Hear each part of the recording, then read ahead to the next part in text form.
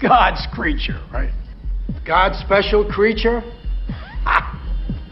There's no God like Jehovah. There's no God like Jehovah. There's no God like Jehovah. There's no God like Jehovah. There's no God like Jehovah. There's no God like Jehovah. There's no God like Jehovah. There's no God like Jehovah. There's no God like Jehovah. There's no God like Jehovah. There's no God like Jehovah. There's no God like Jehovah. There was a large group of Marines in a base singing to Yaldabaoth. There is no God like Jehovah indeed. Singing as they prepare to go killing, to die for some unjust war in ancient lands corporations have stripped dry. Another experiment for the military-industrial complex. Makes me melancholic, but I hope they find some gnosis in their chanting, some grace before they all lose the vestiges of innocence in the black iron prison. Thank you, Ian, for bringing this to my attention. There is no God like Jehovah indeed. Maybe it's true. Maybe God threw the dice once too often. Maybe he let us all down. There's no God like any God. Like Jeremy Puma and Stephen Heller have said, the Demiurge is not the divine, but just our limited view of the divine. Even if the Demiurge is real, our perception remains flawed. We are not seeing true divinity, just like Yaldabaoth couldn't see true divinity after creation, as depicted in the secret book of John. The Gnostics were radical in that they spoke of an unknown God the universe had not recognized before, a God of pure information and light and goodness. How do you get to know this God? Through the gnosis of your situation first, while you linger in the terra damnata of Cormac McCarthy, and those psycho-spiritual flights into the higher states of consciousness. Got us in the rain. By the power of truth, I, while living, have conquered the universe. Know yourself intimately, and you will know this unknown God, as Elaine Pagel said. But can you truly know this unknown God? Well, you get to know him all over again every day, fresh and new, and full of new insights that make you childlike, as the Gnostics urge in such texts as the Gospel of Thomas. There are many means, and you have to find what works for you.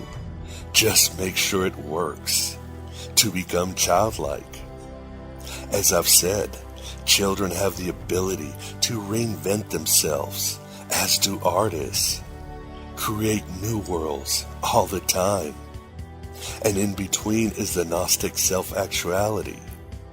Like Philip K. Dick said, let the boy mature, but don't hold back the child.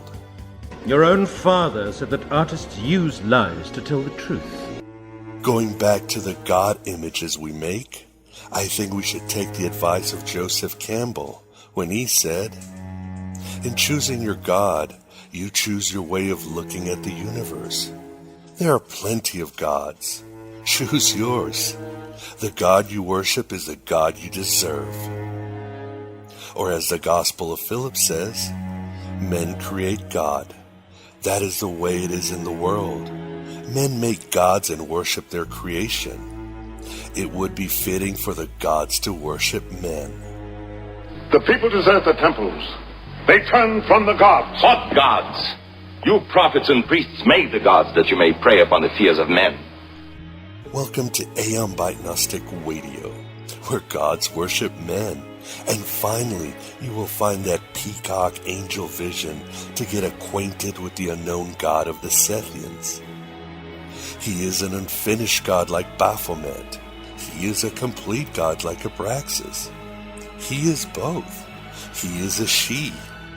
Isis, before she cast her shadow on the world as nihilist Islam.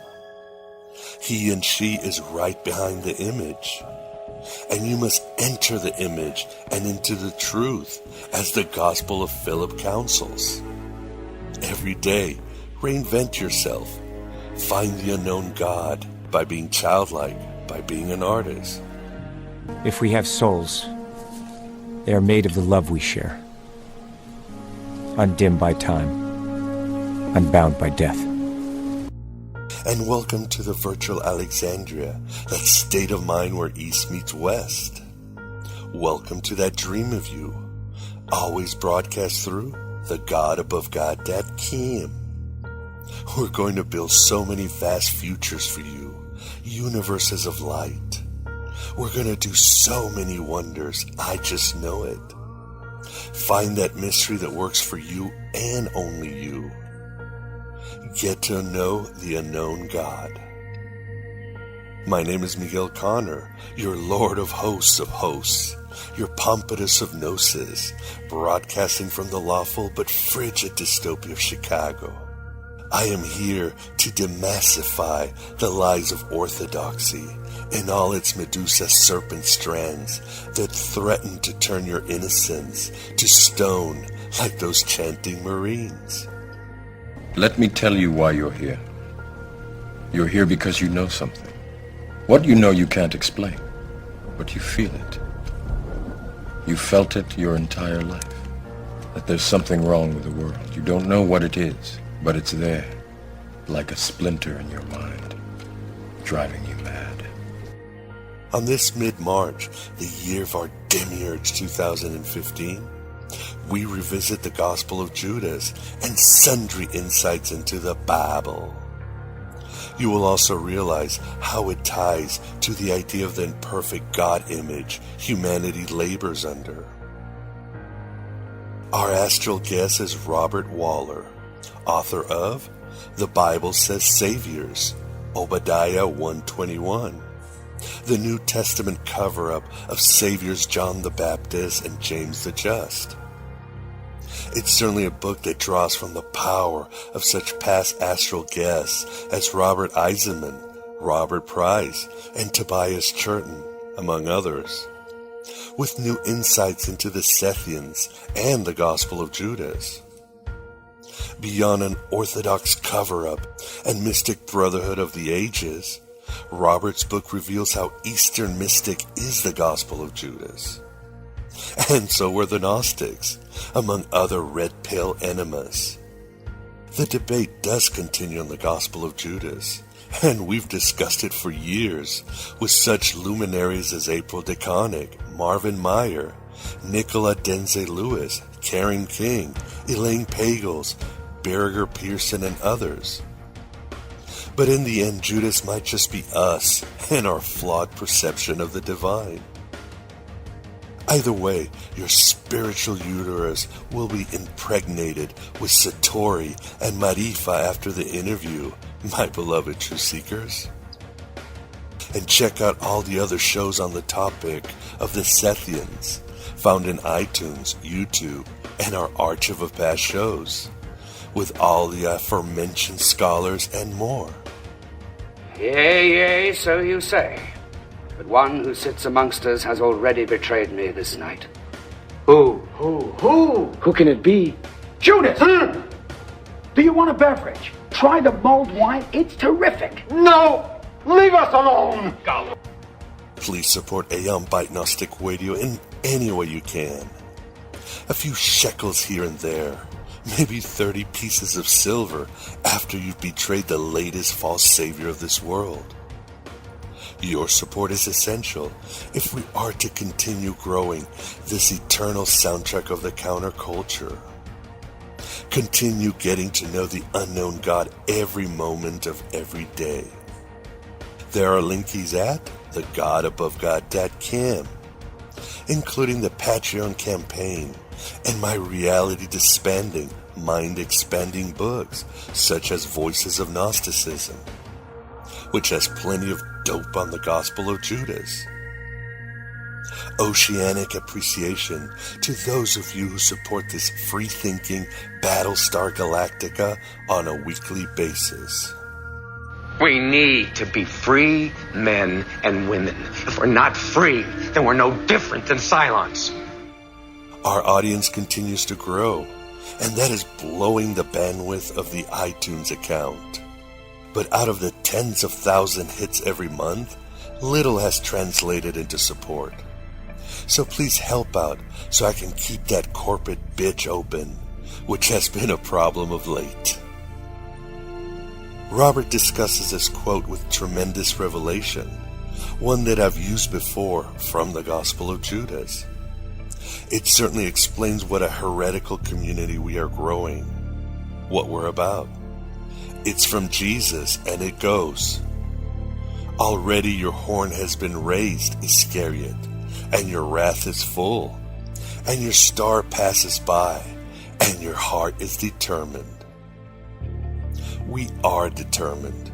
We are getting to know the unknown God. There are no coincidences, Delia. Only the illusion of coincidence. I'd like to end by dedicating the show to Leonard Nimoy and his incarnation of Spock, one that passed away a few weeks ago. Spock exemplified the classical philosopher, stoic and visionary and inspirational, but with cynic revelation abounding and that Buddhist grace. He as well represented the Gnostic, the alien in a strange world of emotion and lusting flesh, always showing the way and always sacrificing like a logos in the darkness of mere being. I do not feel obliged to believe that the same God who has endowed us with sense, reason, and intellect has intended us to forego their use. This quote from the original script never made it to the first Star Trek movie. Too controversial, perhaps, as Roddenberry said. But I'm sure Spock told this to Yaldabaoth as he met with them while traveling the heavens, and then came back to live straight in our hearts. It certainly dovetails with what I've been speaking about on the God image. Here it goes, as Spock talks to the humans on the Enterprise. If this is your God, he's not very impressive. He's got so many psychological problems. He's so insecure. He demands worship every 7 days. He goes out and creates faulty humans and then blames them for his own mistakes. He's a pretty excuse for a supreme being. There is no God like Jehovah. I hope those Marines make it back alive and don't kill any children. Led us to the interview with Robert Wahler. Who are you? I am the creator of a television show that gives hope and joy and inspiration to millions.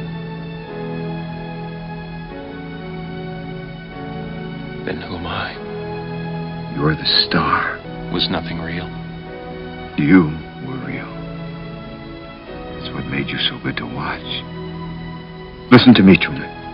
There's no more truth out there than there is in the world I created for you. Same lies. The same deceit. But in my world, you have nothing to fear. This is the Aeon Byte interview, and with us today we have the pleasure of being joined by Robert Wahler to discuss his book, The Bible Says, Saviors, Obadiah 121, the New Testament cover-up of Saviors, John the Baptist and James the Just. How are you doing today, Robert? I'm doing just fine. Hi, how are you? I'm doing great. Thanks for joining us again. So tell us just a little bit about yourself and how you came to write your book. Well, I guess I got to go all the way back to when I was 10 years old. I was one day just picking up my family Bible in the living room. I can remember it vividly to this day. I picked up my trusty RSV, which I still use. I've got it all marked up, and I don't even know where it is because I just moved and it's in a box somewhere. But anyhow, I was looking at the red letter quotes of Christ, and I realized that somebody here really knew something. And I knew that someday I would have to figure out what it was and why it was important, but I knew that the churches at the time didn't understand because like a lot of people in our culture, I went just to Easter Sunday church, and I knew they didn't know what they were talking about, so we pretty much just left it.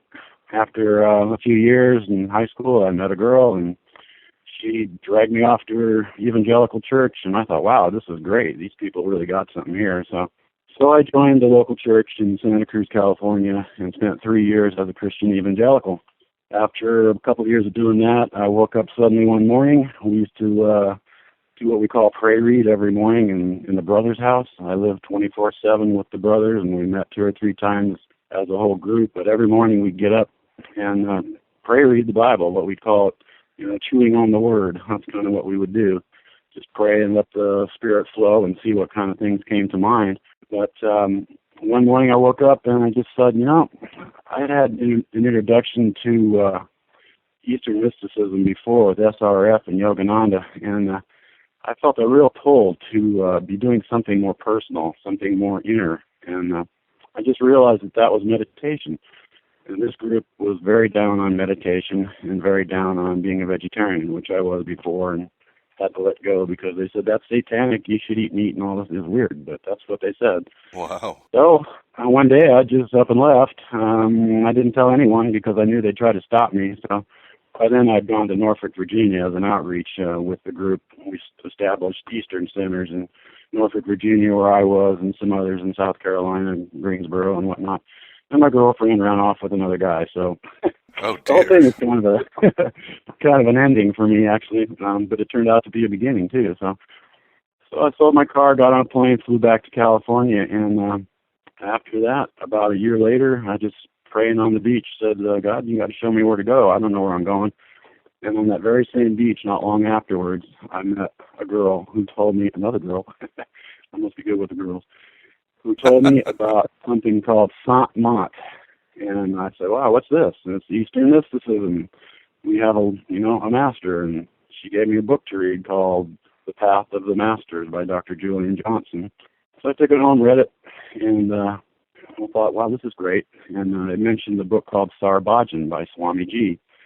And I got a copy of that, and within 3 pages, I knew I'd found what I'd always been looking for. It overwhelms me even now thinking about it, because it was like meeting an old friend. I knew what this stuff was, and I think that's what the Eastern mystics call samskaras. You have former life impressions, and something resonates with you, and that's what Sarbajan did with me. So I learned about the masters, the tradition of the living masters, and I went and got initiated, and off to London, where I first saw the master, and then went to India a few times and saw him there, and I've been to India 6 times now. Also in America, because the master does travel. He comes to Fayetteville and to Petaluma almost every year. So I'm not going to get into the individual masters because I don't feel I have the authority to speak for them, but I can give the websites and the links if you'd like me to. Sure, no problem. The main website for the organization is www.rssb.org. That's RogerSamSamBravo.org. And the link for books, if people want to learn more about it, is scienceofthesoul.org. And the books I recommend would be Light on St. John and Light on St. Matthew, and also Sarbajan. Because those 2 books on the Bible are the link between Sant Mat and the Bible, which brings me to the subject I want to discuss today, which is the Gospel of Judas. And that's the real link now that we have from ancient archaeology that links Sant Mat and the Bible. The scholars that are doing the research on it have done a pretty good job translating it, but they've fallen miserably in interpreting it. And there's reasons for that, which I can go into, but... I'd definitely be delighted. Read ahead. So anyway, that's kind of my background about how I came to learn of the Gospel of Judas was by way of a chat room. Actually, it was of all things a chat room that's devoted to correcting people's notions about tax evasion. That's odd. Judas, 30 pieces of silver. I don't know. I just brought it. Yeah, I just brought it up. Like, I've got this information about Eastern mysticism. I think it's pretty cool and stuff. And these people were putting that down just like they put down the 861 rule, which says you can only tax foreign income and stuff. And they said, you might as well give this up and go do something that's going to yield some results, because you're not going to get anywhere with the courts. They've all put this down. So So I took their advice. I said, fine, okay, I'll just drop it. And I went to another chat room on Amazon. It's a Christianity chat room, and started talking there. And I realized that a lot of people were kind of getting curious about what I was saying about the masters, so I just decided to write a book. At the time, I didn't know anything about Gnosticism. This was about 6 years ago, except for the Gospel of Thomas. I did know something about that. And just decided to write the book. And it was in the course of doing that that I ran into Robert Eisenman's work. I was just at the Barnes & Noble one day here in San Jose and picked up a copy of his book, in James, the Brother of Jesus. That's his main book. And flipped it over and read the little discussion on the back about it. And he said his conclusion is that who and whatever James was, so was Jesus. And I instantly knew this man knows what he's talking about, because that's what St. Mott teaches. There's others who are masters: James, Jesus, John the Baptist. So I thought I'd better look into this guy, and I read everything he wrote.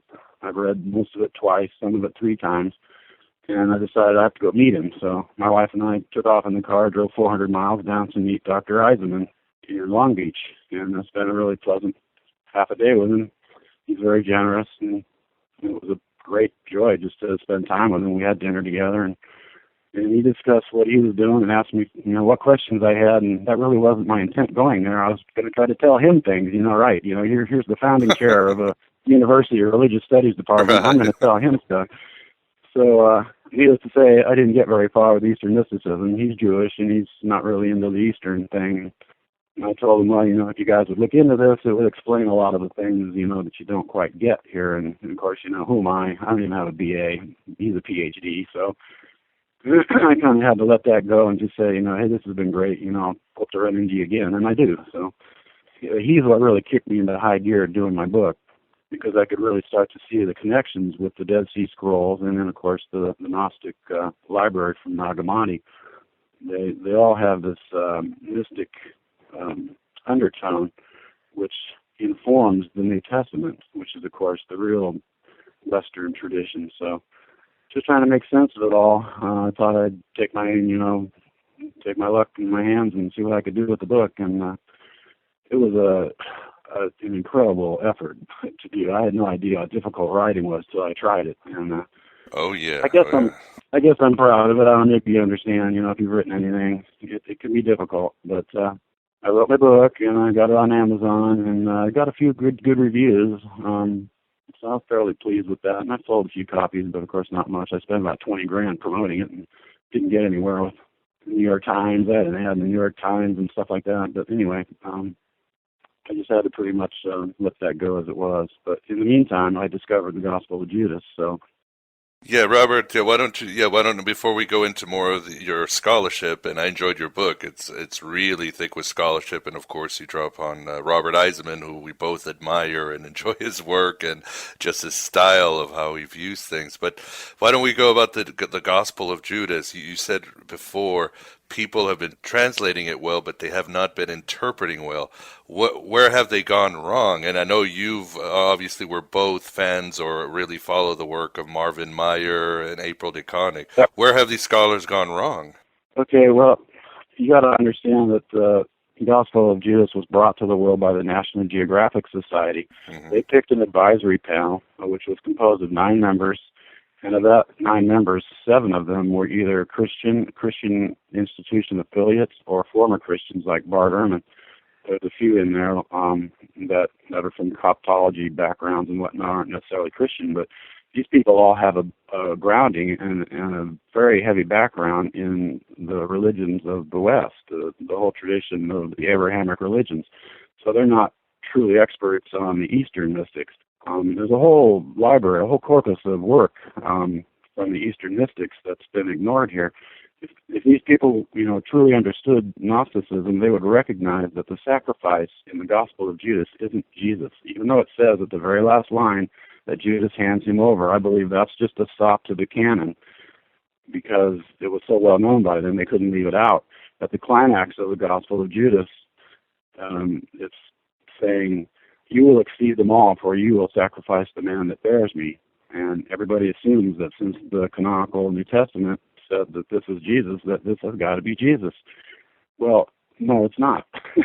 I'm sorry, but you have to understand, this is a Gnostic gospel. This is not an Orthodox gospel. It's the Gospel of Judas. It's not according to Judas. Marvin Meyer states that categorically in one of his writings. It is not according to Judas. It's the Gospel of Judas, the good news of Judas. So he's the protagonist all throughout, and even when he says things, about Judas, the author of the Gospel of Judas isn't Judas, of course. The author is saying that Judas will not ascend to the holy generations. You will grieve a great deal. You will not go there, etc., etc.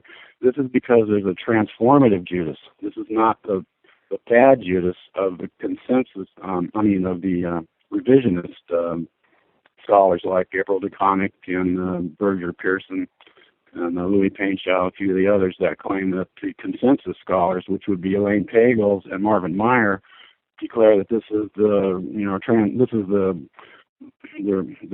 good Judas, the one that's been reclaimed from the past, that's vilified him, that he actually had a much more positive and deferential role to Jesus's will. He's not being the betrayer, and he's doing his will. They still have this aspect of him sacrificing Jesus, which isn't the case. He's not sacrificing Jesus. He is the Gnostic self-sacrifice. All Gnostics aspire to self-sacrifice so that they can merge into their master and be taken to the pleroma. This is the essence of Gnosticism, and it's taught today in India. So if people want to understand the Gospel of Judas, the key, really, the Rosetta Stone, this is the key to understanding it, would be to understand the sacrifice of the self and the Eastern mystic tradition. It's as eternal as the very beginnings. It goes back to as far back as I could trace it was Genesis 4:26. People began to call on the name of the Lord at the time of Seth and Enosh. This is calling on the name is the word. This is the apophasis logos. So the thing to do here would be to start with a quick review of the Gospel of Judas. Yeah, hold on one second, Robert. First, I think you make a lot of sense because like Nicola Denze Lewis and some other scholars point out that the Gospel of Judas is very anti-sacrifice, very sacrifice of any kind material. I mean, talking about, killing and death, and it's very anti-church, very formality, what was going on in those days, the sacramental stuff going on. So in that way, I think, yeah, you're definitely right. But please go ahead with what you have. Yeah, what you say, I was going to mention later, too, that April DeConnick and her comments and her work on this, and she's done some really good things, too. She's come up with some very good translations I'll get into here as we go, but she's got this very negative view of Judas and pretty much the whole Gospel of Judas. It's like everything is like she's going negative with Judas being, the material, worldly counterpart of Yaldabaoth and right. stuff like that, and I don't understand why she makes that connection. She says there's something about ancient peoples who thought they could change their destiny by chanting spells, but what these chants are mantras where people are actually, concentrating in mystic meditation and trying to realize the inner form of their master. But somehow she only sees this as negative. Right, and also the word daemon, she proposes that the word was negative in the 2nd century, even though in paganism a daemon was a positive entity. Yeah, and I think it only appears like once. Somebody mentioned you can't lay so much emphasis on just a single word or a term that appears once or twice. Judas can't look in the eye of Jesus. He's able to stand in his presence, though. And standing, as you know, you've read Eisenman's work, that's a Qumranism. This is a term of righteousness. So the controlling phrase there would be that he is able to stand in his presence, not that he had to look away. He can't look him in the eye because he's so brilliant. He's coming from the luminous cloud, and Judas isn't ready to absorb that much yet. And the Transfiguration and even the conversion of Paul have similar allusions to blinding light. So these are positive things, and turning away is not something, that you need to be ashamed of. I mean, that's not the way it is. So, but anyway, going back to the text, I've got a copy of Marvin Meyer's On a Night with Judas Iscariot, which is really pretty interesting. He goes in there and makes a parallel between Judas and the person of Jesus himself with his fictional dialogue at the end. I don't spend much time reading that or studying that because it's Marvin Meyer's idea of it, but he's got the most complete single translation of the Gospel of Judas that I have access to, so that's the one I'm going to read from here. I'll try to just Go ahead. skim over this and just hit the main parts that I want to hit. There's things that I won't go into, like all the numerology stuff, because even I don't understand much of that. It's complicated. Yeah, it really gets bizarre, but the parts I do understand, I'll dwell on and let you know what I think as far as interpreting them in terms of the Sant-Mont. That's Sant-Mont, S-A-N-T, 2 words, M-A-T. That's the Eastern shorthand for the mystic teachings of the East, teachings that I follow. But anyway, starts out with the apophasis logos, and they have the hidden revelatory discourse, or the secret account of a revelation, or like maybe Louis Painshaw, I think it was, said, secret account of denial, and like Aerodictonic thinks that might be true.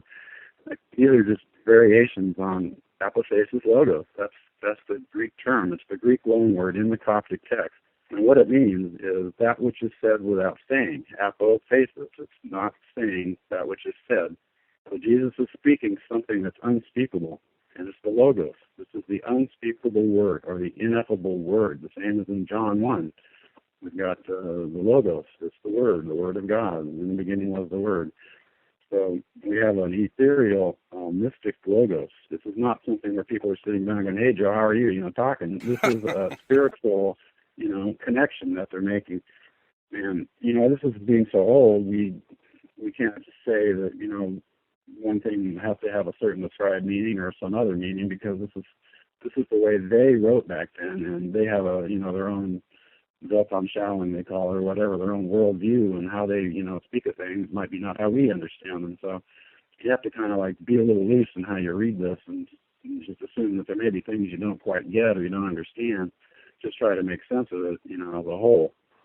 So anyway, it starts out with Jesus, giving Judas. Of course, it's specifying Judas right from the start, so he's the important character here, giving him this revelatory discourse, the apophasis logos. When he appeared on earth, he performed signs and great wonders for humanity. Some walked in the path of righteousness and wandered in transgressions, but the 12 disciples were called. He began to speak with them about the mysteries and transcend the world and what's going to happen at the end. This is not the end of the world. This is the end time for you. This is at the end death. Time and again, he does not appear to himself, to his disciples, but you find him among them as a child. That's the scholars' preferred version of, I guess it's the Coptic Hrot. I don't know how you pronounce it, H-R-O-T. But there's also an alternate translation, which is spirit. And I think that's more accurate. He appears to them as a spirit or an apparition, because these things are taking place within, in meditation. That's my opinion. They could also be taking place out in, in a worldly setting too, and it probably shifts back and forth. But I think that this being a Gnostic document, that the emphasis would be on the inner transcendent communication between master and disciple. So it says, now one day in Judea he came to his disciples, found them sitting and practicing piety. Now this probably is out in the world here. And he drew near to the disciples, and that could mean he was, coming out from the, the inner meditations that they were in. This could all be, metaphorical here. But I believe it is them sitting around as they would, normally, be sitting around together. He's giving thanks over bread, and he laughs. Now, much is made over this. There's even entire papers written at, like, the international conferences. There's been 2 of them now. And one of the scholars wrote a whole treatise on Jesus laughing at Judas and the disciples here. But Aerodiconic mentions this too, that Jesus laughing at the disciples. Well, Jesus laughs 4 times, 3 times to the disciples, 1 time to Judas, but he denies twice that he's laughing at them. And it never does say that he's laughing at them. He's just laughing. So we can't ascribe some sort of a derogatory, meaning to him laughing. He's just a laughing, happy Jesus. So masters are human. That they makes like sense. To laugh. But he answers, said to them, "I'm not laughing at you." So he right out says he's not, and goes on to discuss, Master, you're the Son of God. How do you know me? I'm telling you the truth. No generation of the people of the people with you will know me. The disciples heard this. They began getting angry and raging in their hearts. Jesus saw that they didn't understand. He said to them, why has this confusion led you to anger? Your God within you and his powers have become angry together with your soul. Let any one of you who is strong enough person bring forward the perfect human and stand before my face. And this is the first mention where the sacrifice at the climax has a counterpart to bringing forth the perfect human, sacrificing the man that bears him.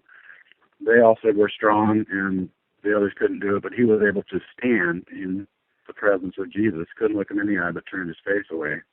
And a few moments later, Jesus tells Judas, step away from the others, I shall explain to you the mysteries of the kingdom, not so that you will go there. Okay, now this doesn't mean that he doesn't go there in some fashion. It just means he's not going there as Judas. Not so that you will go there, but you will experience a great deal of grief. This corresponds to the canonical woe to that man who betrays me, which is a mistranslation, as you might know, of paradidomai, to hand over or to deliver. Here I think it's a reference to the spiritual deliverance. And this is the most important phrase, I think, in the entire thing. At the top of page 36, 1 through 3, for someone else will take your place, so that the 12 disciples will again be complete with their God. And there's about three things in here that have to be mentioned. Someone else will take your place. It's not mentioned in the canon. It's Matthias. Why isn't he mentioned here? It's my belief that this tradition is the original tradition, and that it was conceived, maybe not written, but conceived before the canon, and that the someone else is not Matthias. The someone else is the mystic master. Someone else will take your place. He will merge into Judas, so that the 12 disciples will again, note the word again, be complete with their God, or come to completion, as Marvin Meyer has it in his original translation. In this version here, he's got be complete with their God. This is really important because it's not just coming to completion. This is again be complete. So this means that they were complete once before. This isn't just rounding out the number 12. This means that Judas is going to be the one to take the 12 disciples again as their master to come to completion with their God where they once were before. I know that's a lot to take in for people, but it will make sense as you go along and read what he says. Judas said to him, when will you tell me these things? And when will the great day of light dawn for that generation? But when he said this, Jesus left him. And again, this could be, a spiritual, going up and leading in that way, but it's a mystic document. You just have to understand how they might be reading this to each other as Gnostics. Yeah, exactly. He again appears to the disciples. The next day in the morning, he appeared to his disciples. Now, of course, this is probably out in the world because it's in the daytime. When he's appearing at night, like in the Walking on Water episode in Matthew and the other synoptics, it's always happening at night. And that's because most meditation's done at night. And you can check it in the Walking on Water episode. It happens at fourth watch. And according to the Roman fourth watch, that's 3 to 6 a.m. It's exactly the time that we're to get up and meditate. I don't usually get up that early because it's pretty hard. Yeah, we try. Do that and whatnot. So anyway, that's the connection there. It says, I went to another generation, he tells them, the great and holy generation. Now, according to Marvin Meyer and the other consensus good Judas scholars that have interpreted this, they say that Judas is sacrificing Jesus so that he can leave his physical body and return. But here he is going to the other generation, right up front in this thing. So you don't really need to have a sacrificed Jesus in order for him to leave his body, according to what the consensus good Judas people think. His disciples said to him, Lord, what's the great and holy generation that's exalted above us but it's not present in these eons? And here he laughs again. It doesn't say Athens. Why are you wondering in your minds about the mighty and holy generation? I'm telling you the truth. No one born to this eon will behold that generation. No angelic host of stars will rule over that generation, and no person of mortal birth will be able to join it. That's the sacrifice. The person who wants to join the whole generation must sacrifice his mortal birth, his body, because this generation is not from this cosmos that has come into being. That's a Broniker, he's a scholar that added that come into being part. Anyway, going on, when his disciples heard this, each of them was troubled in spirit. They could not say a word.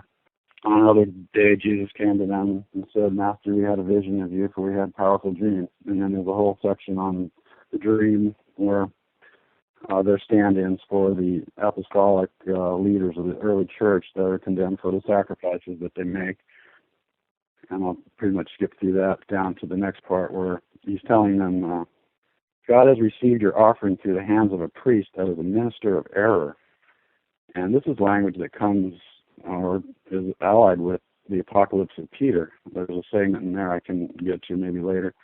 But the minister of error is pretty much the teachings of Paul in the early church. On the last day, they will be put to shame. These are the ones that are following the teachings of the Pauline church, not the ones that are following the Gnostic teachings. Jesus said to them, stop sacrificing animals. These are the stand-ins for people. You offer them up on the altar, and they are with your stars and your angels. And I think that parallels the karmic ideas of the East. The stars are like fate or destiny. They are with your stars and your angels, where they already have come to their conclusion. So let them be of no account, or let them be not accounted to you, but karmas would not be accounted to you, and let them be clear of you, is how they translate it. I think it's be free of, you should be free of them, the karma.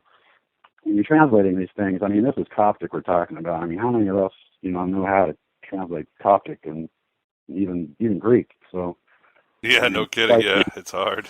Twice removed from the English here, and it's difficult for me. It's difficult for everybody reading this. The best we can do is put all our heads together and try to understand, the traditions that we understand, what might make sense. So my contribution is the Eastern mystic connection. So Jesus goes on talking about it's impossible for rivers to, and then it's a lacuna, and we don't know what it says. Nor can a fountain quench the fire of the whole inhabited world, nor can a city spring satisfy all generations except the one that's great and stable. And a single lamp cannot shine on all the eons. This could possibly be referring to multiple masters, but I don't think it is. I think it's just describing the Logos, and only some generations are going to partake of it, and not the worldly generations. Only the Adamic generations going to have the spark of the Father, and will be redeemed, and will be able to, partake of the water of spirit. Water is often used as a metaphor for spirit, and also sword too. So you try to understand the metaphoric and mystic component of that, and you can maybe make more sense out of this stuff. Jesus says, stop disputing with me. Each of you has his own star. That's a fate or a sin-shit karma. They call sin-shit karmas your fate karmas, storehouse of karmas that determine what will happen to you. And each of the stars will, and there's a lacuna, I think it is, that's bring to completion, which is missing there. Each of the stars will bring to completion what is his probably fate. Another lacuna. I was not sent to the corruptible generation, but to the generation that's mighty and incorruptible, for no enemy has ruled over that generation or any of the stars. I'm telling you the truth, the pillar of fire will fall quickly. Of course, we all recognize that's from Exodus. This is Moses leading the people out of Egypt, and the pillar of fire blocks the charioteers. There was a book written by a satsangi called Dr. Randolph Stone. It's called Mystic Bible. It's really hard to find. You might be able to find a copy on Amazon once in a while, but they're like $400. He wrote the mystic interpretation of all these Old Testament or Tanakh stories. And in the Exodus here, you got the pillar of fire blocking the charioteers of Pharaoh as the Israelites are leaving Egypt. These are all symbols. These are all symbolic of the mystic transformation where the soul is leaving the world, which is Egypt, and under the sway of the mind in Egypt, which is Pharaoh, but the charioteers, which are desires, pursuing the Israelites through the Red Sea, which is the Sea of Passion, they're blocked by the pillar of fire, which is the mystic inner light. It's called the Jyoti, Jyoti, in the Hindu tradition. This is the inner light. It's the light within, which is so common in all spiritual traditions. The divine spark of Gnosticism, yes. it will fall quickly, and that generation will not be moved by the stars. So this pillar of fire is powerful enough to overcome fate karma. You can actually redirect your fate when you've partaken of this inner light. And there's some details in Exodus that are even more minute than that. It says that at one point the chariots get stuck in the mud. Their wheels turned heavily in the mud. And Dr. Stone, I don't know how he figures this out, but I guess he must have some inner light of his own. He interprets that as the desires of the Israelites being symbolized by the charioteers get stuck in, which is the mud, the metaphor for their mystic meditation, where they're rising and partaking of the manna that falls from heaven. They go around and they pick it all up. And they pick it up when? In the early morning hours, before it melts by the sun. So they're picking up this manna, which is the Spirit of the Lord, that they pick up in their meditations. And the mud is causing the charioteers' wheels to be impacted, and they can't move. Isn't that amazing? I mean, how can you see that well to understand these kind of details? Yeah, and it's beautiful. It brings a new light to everything. Mm-hmm. Oh, yeah. I mean, every story, the whole, Joshua, bringing down the walls of Jericho, circling it 7 times and shouting, and Rahab on the rim of the towers and stuff like this. This is all mystic symbolism of the human body, where you're inside meditating and shouting is like the hearing of the word. And it makes more sense than a historical document. Yeah, it makes no sense as a historical document. People have gone out looking for chariot wheels and things, and they haven't found any that are old enough to qualify, And where's all the shards of pottery for, 40,000 people or however many there were, that marched through the wilderness? These are stories, There may have been an Exodus, it may be based on a story, but, we don't know. This is the mystic truth to all these things. There probably was a character that they based Moses on, but, I don't think there was a Moses. I don't think there was a Noah either, but that's the same story of transversing the sea of wild tempest passions. You got the animal nature. The ark is full of animals. These are the animal nature of man. And Noah is the master who's leading the crew of people that he has, which are very small in number.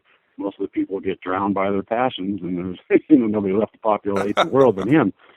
So all these things are mystic allegory. Joshua wrestling with God. This is an inner thing. There's so many stories.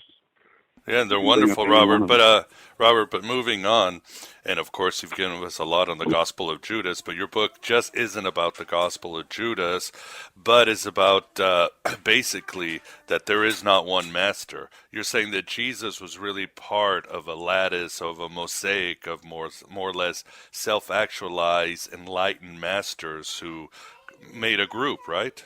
That's correct. I don't think there was a Jesus person, Jesus Christ as an actual human. I think that Jesus Christ was a literary construct drawn from the lives of John the Baptist and James the Just. There's many parallels between like the birth narratives and the trial and death narratives of John and James and Jesus. And I think that the person Jesus was originally the Pauline heavenly redeemer that Paul conceived him of. Paul never knew a Jesus. He never wrote about a Jesus as a physical person. He's always the heavenly redeemer figure, and Eisenman also says that. A lot of people see him that way.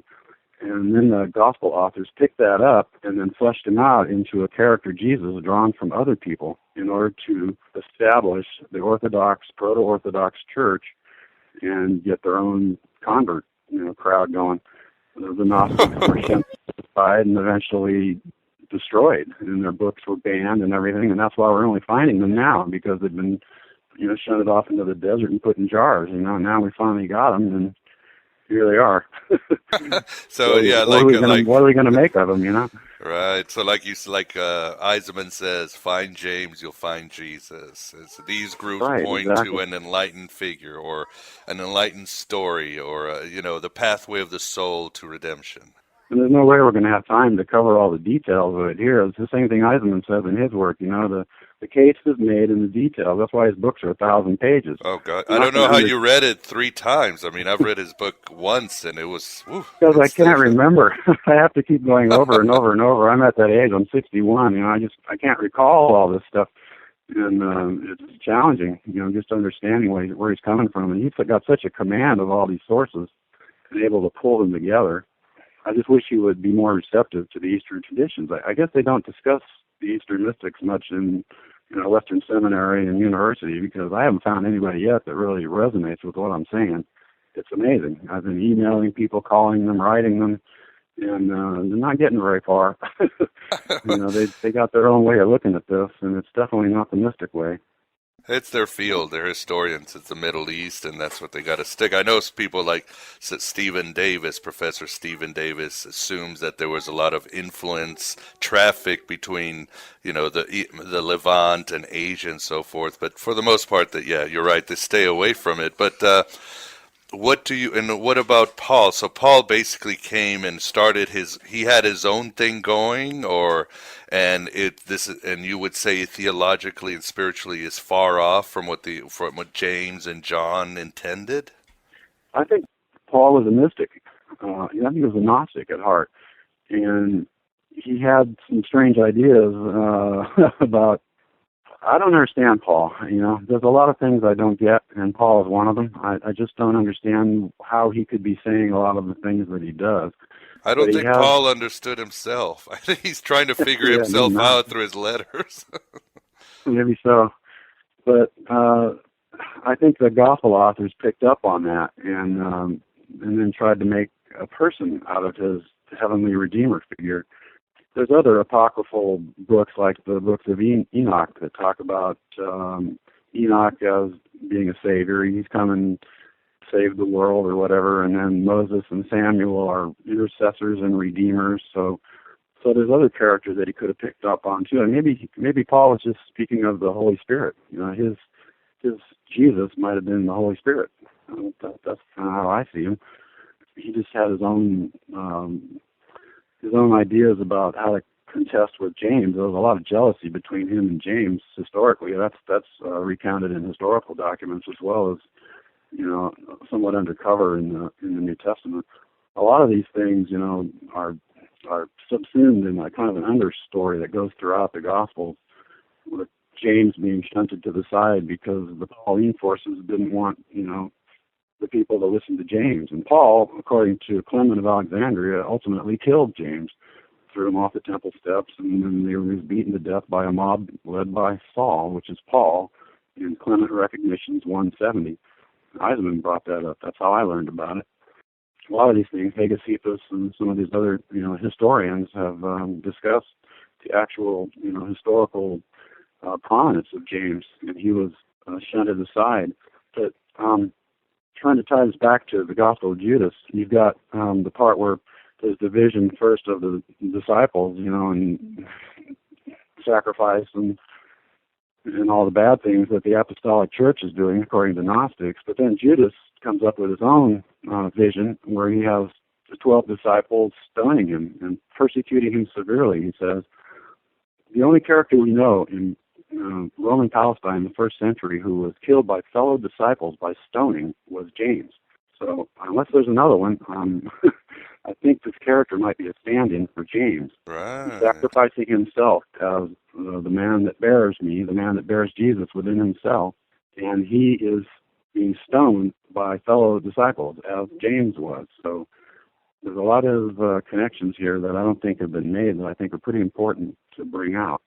I was just going to say that, Paul's role in this I'm not completely clear on, but he's the one that the Orthodox canonical gospel authors picked up on and then based their whole theology on. And of course, Eisenman goes into the couple of, blood and land of Damascus and all that, being the Greek palm, his blood, chose his cup, and the connection of the Qumran community, John the Baptist going to the wilderness and, doing his thing there, and then James eventually going there, and then Paul pursuing him with a letter from the priest, and he's going to Damascus, and has his conversion there, supposedly spends 3 years, and all these things were probably Paul with James, and from that he learned probably the mystic truth, and maybe he was even mystic Gnostic himself, meditating and whatnot, but he was contesting somehow with James, and that's borne out in a lot of Paul's letters, more so than in the Gospels.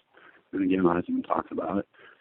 Yeah, it makes perfect sense. And you also mentioned the Apocalypse of Peter, and of course, for the listener, the one in the Nag Hammadi library, not the later one that was more Yes, there's orthodox and two. This is the hated Gnostic gays and Apocalypse. hated abortion, but the one in the Nag Hammadi library. Yeah, just to give you an idea here, how the inversion thing works. I've got the book here, the Nag Hammadi library, in front of me, Apocalypse of Peter. The first paragraph is just talking about, it's a dialogue between Jesus and Peter, and at the end of it, he talks about, therefore be strong until the imitation of righteousness of him who had summoned you, having summoned you to know him in a way which is worth doing because of the rejection which happened in him, and the sinews of his hands and feet, and the crowning by those of the middle region, and the body of his radiance, which they bring in hope of service because of a reward of honor, as he was about to reprove you 3 times in this night. This is Jesus reproving Peter, or rebuking Peter, not Peter denying Jesus. This is the origin of the 3 denials that Peter made of Jesus. Wow. It's actually Jesus denying Peter. This is my version of the Queen of Diabene of Eisenman's work. He shows us as the MO of what the Gnostics were doing in reversing things. He does it with the Dead Sea Scrolls. I do it with the Gnostic Gospels. Well, all I've done is take what he found in Acts 1, where Judas is a stand-in for James, because James dies falling headlong. That's the word Clement uses, headlong from the wall. And there's Joseph Barsabbas Justus, the defeated candidate to replace him. When Matthias replaces him, there's another candidate, Joseph Barsabbas Justus. That's a tip-off that it's James the Just who's being, overwritten by this fictional creation of Judas, amazing stuff. But For the listener, definitely read his works, but give yourself plenty of time and prepare to read. It's like a steak. And also, in the rest of the Nag Hammadi library, there is definitely some hints. As you point out, James himself is seen as a great master and figure all throughout the Nag Hammadi library. Well, where do I show you the ones in First and Second Apocalypses of James? Let me just finish this part here in Apocalypse of Peter. As he was saying this thing, I saw the priests and the people running up to us with stones as they would kill us, and I was afraid that we were going to die. And he said to me, Peter, I've told you many times, they are blind ones, have no guide. If you want to know their blindness, put your hands upon your eyes, your robe, which is a mistranslation, it should be covering, and say what you see. This is a description of how to meditate. When I had done it, I did not see anything, Peter said. I said, no one sees this way. Jesus again tells him, do it again. There came in me a fear with joy, and I saw a new light greater than the light of day. Then it came down upon the Savior, and I told him, that might be a mistranslation there too. Then the Savior came down upon him, and I told him about those things which I saw. He said to me, lift up your hands and listen to what the priests and the people are saying. This isn't like lifting your hands with like Hosanna, and then bowing down and stuff. This is lifting up your hands and placing them on your head and putting your thumb on your ear so you can hear the sound in the right side. There's the part in John 18:3, or 18:9 and 10, where John, the author, mentions Jesus is coming to, where Jesus is coming to Jesus and doing the arrest in the garden, okay? And he's got someone with him, one of the disciples, is bearing a sword. And in 18:9 and 10, it starts with a conjunction, which is a subordinate conjunction, that the word of the Lord would be fulfilled, that none should be lost. Therefore, this is the continued conjunction. It's un. The first one is hina, the second one is un in Greek. This is all one sentence. That the prophecy should be fulfilled, that none should be lost. Therefore, Peter drew his sword and cut off the slave's right ear. Okay? Now, this is all significant detail here. The sword is a sword of spirit. And in Revelation, it talks about the sword coming out of the mouth of Jesus. The sword is striking the right ear of Malchus. Malchus is the final initiate of Jesus. He says, should I not take the cup that the Lord has given me? This is the karma assumed by Jesus. He's telling Peter, who actually I think is James here, because James was the successor, but John calls him Peter. Fine, whatever. Peter also became a master after James. That's described, by the way, in chapter 12 in Acts. Anyway, the sword of the Spirit strikes off his right ear. And in Luke, they got references to boy, I'm getting really deep over myself. I can't do this without having the Bible here because there's so many little connections. A lot of them, yeah. In Luke 22, I'm going to get that out. This is important. He's describing the same part in the other Gospels about shall we not strike with the sword? And in 22, it's talking about seizing him. So in one of the Synoptic Gospels, it's seizing him. In the others, it's shall we strike with the sword? In the same place in the narrative. So this is a parallel meaning of it. And the seizing is not seizing physically. This is a seizing spiritually. The striking of the sword is an initiatory event where after the master has come to Jesus, become a master himself, now he's going to be transferred to the successorship. And Jesus is like commissioning him to do his work. He's going to carry it on. He says, I know whom I have chosen. I am he. And there's a part about in between that, he's quoting the Psalm 41:9 where somebody's lifting his heel against me and stuff like that. It's supposed to be the betrayal. That's a mistranslation.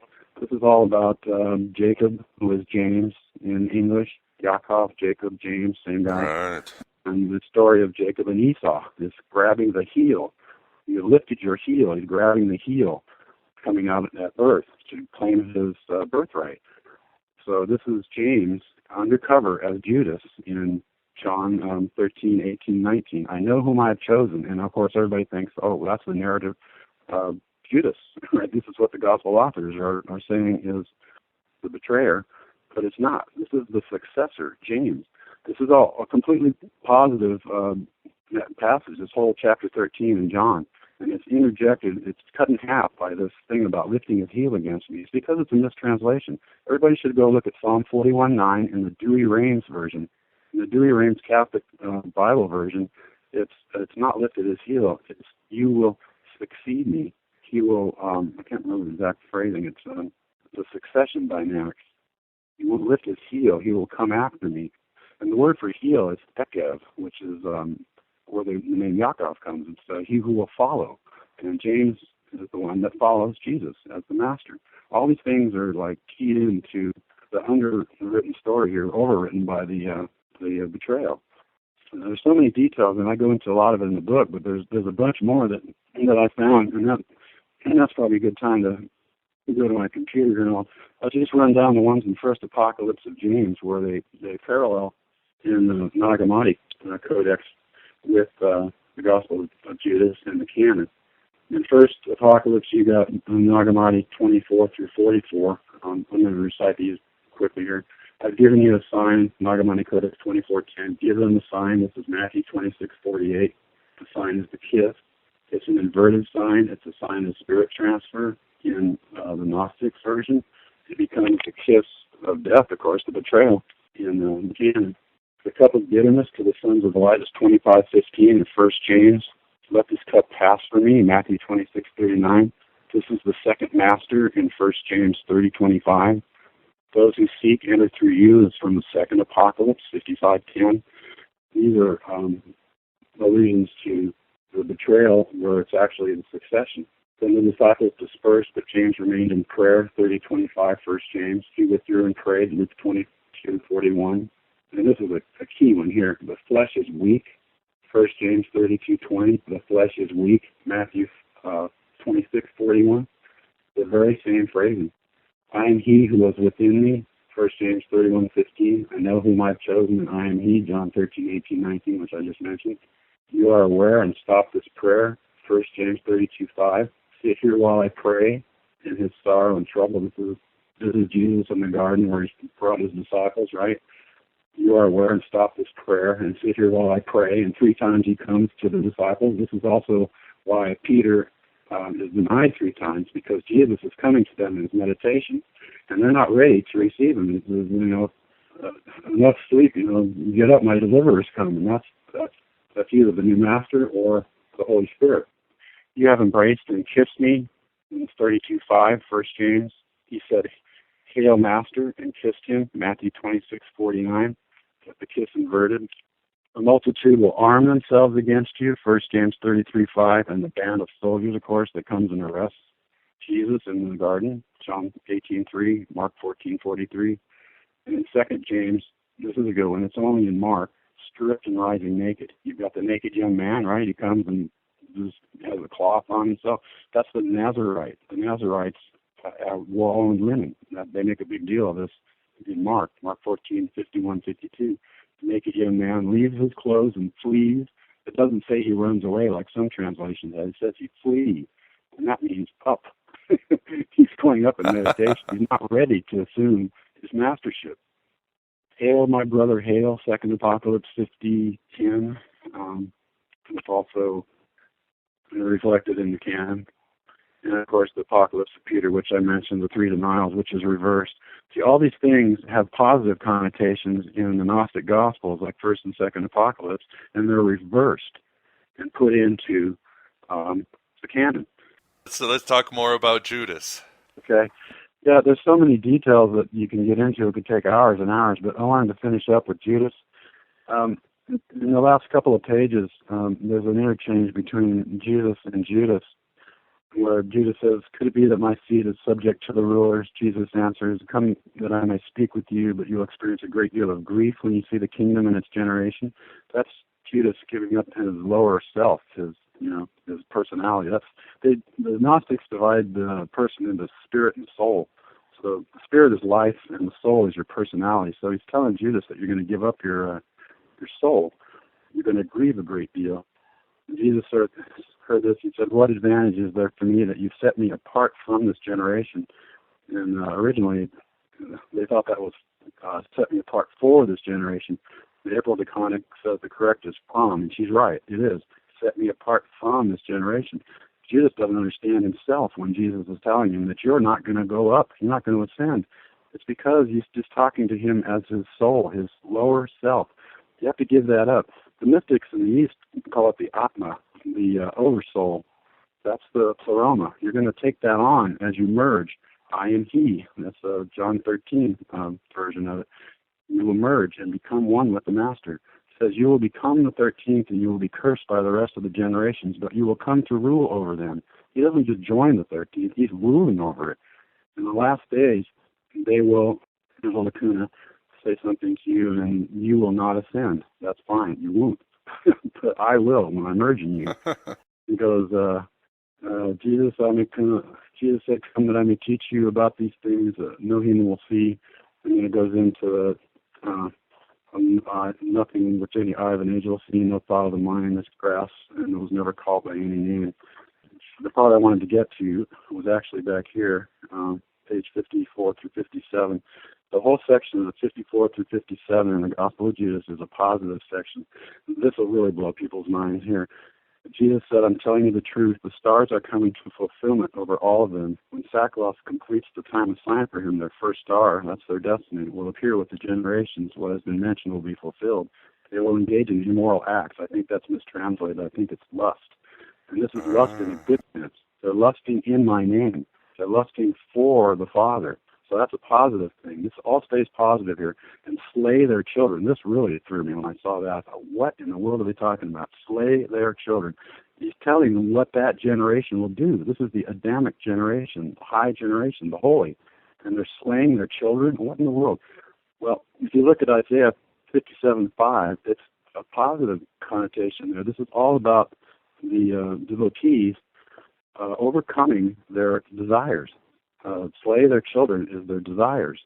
The same thing as the 6 stars and the 5 warriors, which just follows down here. That's lust, anger, greed, attachment, and vanity. According to the Eastern tradition, these are the children. Their offspring are the desires. These will all perish with their creatures, the desires. Will slay their children. They will forsake, that's a lacuna, they will forsake evil and leave the eons, bringing their generations or their souls as offerings to sackcloth. That makes sense. After that, Israel, and this is a stand-in for Jacob here, which is Judas and James. These are all the same. Israel will bring the 12 tribes of Israel from Egypt. That's from the world. These are the worldly generations that will serve sackcloth.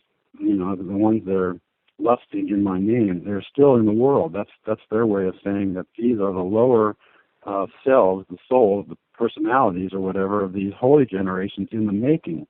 This is a transformation. The entire Gospel of Judas is about transformation. It's not a good Jews, not a bad Jews. It's a transformation of Judas and what his generations will do.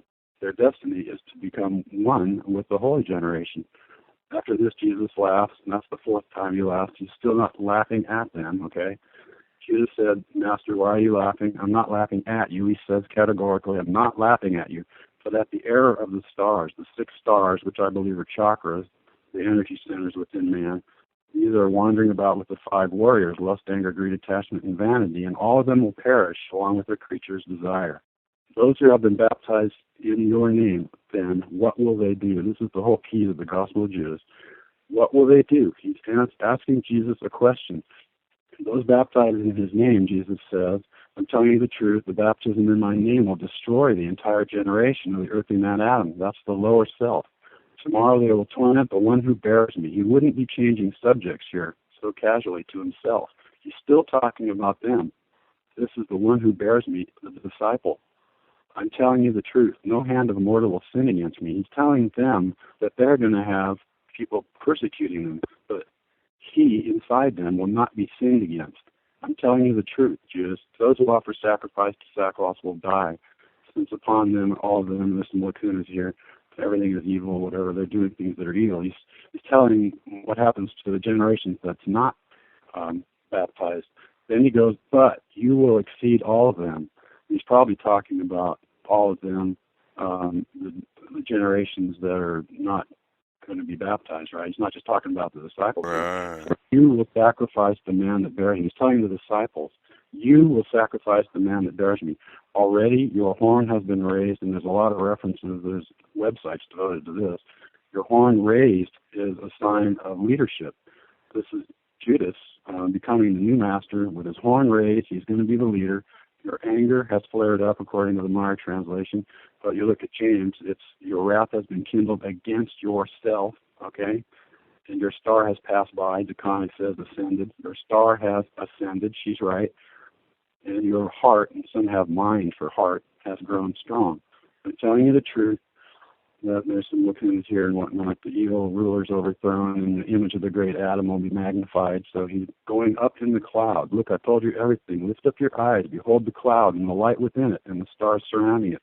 The star that leads the way is your star. I don't think that's a reference to him being the leader of the disciples or the leader of the generations. I think it's just saying that that's the star that leads his way. But in any case, Judas lifts his eyes, beholds the luminous cloud, and he enters it. There's no way that he entered it is referring to Jesus. That's what a lot of these the revisionist scholars are saying. No, this is Judas lifting his eyes. He is beholding it, and he is going into the cloud. He doesn't see Jesus anymore because he merges in him. I tried to tell Justine Schenck Robinson, she's one of the scholars who's written papers on this, and she just dismissed it by saying, oh, unfortunately for you, there's this new fragment that says that Judas is not gazing at Jesus anymore, so he can't be the one that enters the cloud. Well, she doesn't understand the Gnostic reality of merging as a true Gnostic. This is what they all aspired to. It is what we do to this very day. The Indian tradition of mysticism is alive and well in India. It's being taught today. I agree, and yeah, very well said, and we certainly hope that some of the listeners check out your scholarship, because again, it's very engaging, very insightful, and I think you bring a lot to the table. But I think that's all the time we have today, Robert. I'd like to thank you very much for coming on Aeon Byte and discussing your book, The Bible Says Saviors, Obadiah 121. Just don't forget that final line where Judas receives money and hands him over. They had to put that in because the tradition was so well known they couldn't leave it out. They knew nobody would read it. Makes sense. Well, thank you very much, Robert, and we hope to have you on soon. All right, appreciate it. Anytime. Mother